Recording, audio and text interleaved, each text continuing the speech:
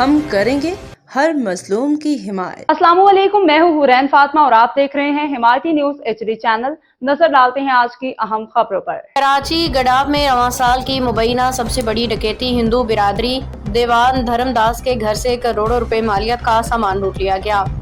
کراچی احمد دین حمایتی کی رپورٹ۔ کراچی کے علاقے گڈاف میں ہندو برادری کے گھر میں مبینہ طور پر رواں سال کی سب سے بڑی ڈکیتی کی واردات پیش آئی ہے، جہاں مسلح ملزمان اہل خانہ کو یرغمال بنا کے 8 کروڑ روپے سے زائد مالیت کا قیمتی سامان لوٹ کے فرار ہو گئے۔ ذرائع کے مطابق ملزمان اسلحہ کے زور پہ گھر میں داخل ہوئے اور اہل خانہ کو خوفزدہ کر کے تقریباً 175 تولہ سونا، 300 تولہ چاندی، قیمتی گھڑیاں، لیپ ٹاپ، نقدی اور بچوں کا سامان بھی ساتھ لے گئے۔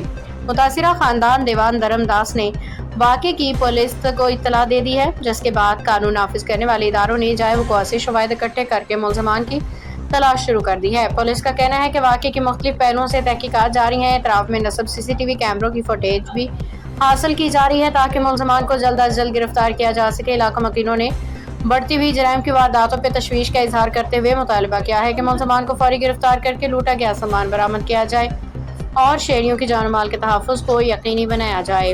باخبر رہیے ہر جگہ ہر وقت، جانیے ملکی و غیر ملکی حالات و واقعات یقین کے ساتھ۔